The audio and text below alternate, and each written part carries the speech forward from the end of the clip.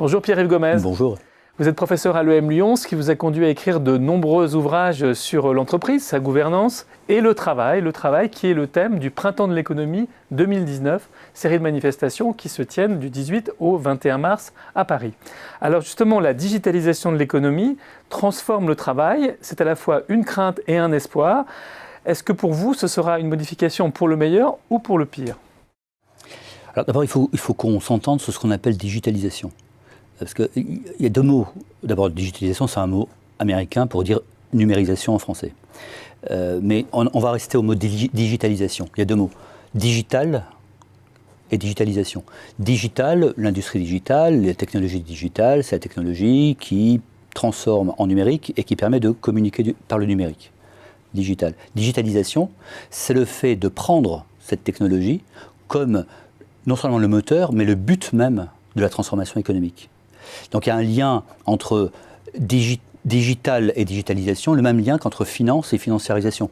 La finance, c'est la finance, donc ce qu'elle signifie en gestion, en management, en économie. Et la financiarisation, c'est prendre la finance comme le but même de l'économie. Donc je pense qu'il faut bien commencer par distinguer les deux, parce qu'une chose est de dire que le digital va transformer le travail, ce qui semble une évidence.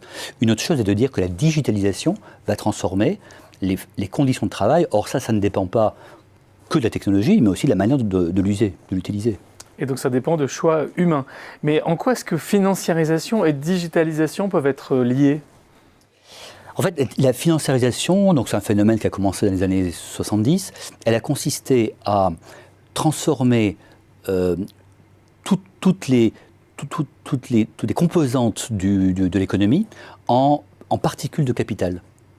Alors bien sûr la technique, c'est du capital qui peut être valorisé. Bien sûr, la finance, c'est du capital qui peut être valorisé. Mais l'humain aussi, le travail, c'est du capital qui peut être valorisé. Et on va parler de capital humain, mais aussi capital compétences, et même capital santé, voire capital transformationnel, capital relationnel. Tout va devenir capital. Et la financiarisation, c'est ce phénomène de très longue durée qui consiste à micro-capitaliser toute la société et à la relier par alors le terme technique, c'est par une infrastructure technologique de gestion qui permettent de faire des liens, des évaluations entre ces différents capitaux.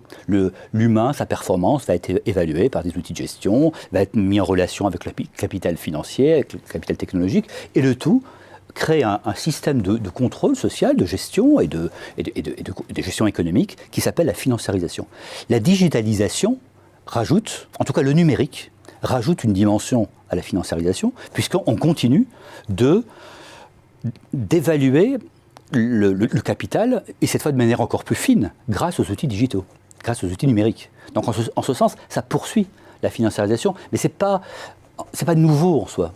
Hein, ça donne de nouvelles techniques, de nouveaux outils de gestion, de nouveaux moyens pour poursuivre la financiarisation. Et est-ce que l'intelligence artificielle, elle, marque une nouveauté ? Est-ce qu'elle change la donne dans ce processus ? De la même façon que le digital est différent de la digitalisation, l'intelligence artificielle, c'est une technologie, une série de techniques, voire une technologie. L'usage qu'on en fera va changer plus ou moins la donne. Alors, évidemment, l'intelligence artificielle permet des calculs encore plus rapides, des calculs automatisés, et donc un contrôle, une évaluation, une extraction d'informations encore plus grand entre tous ces petits capitaux dont j'ai parlé. Et dans ce sens, ça va accélérer ce grand phénomène que j'appelle la financiarisation. Merci Pierre-Yves Gomez pour cette remise en perspective du travail et de ses évolutions. Merci à vous.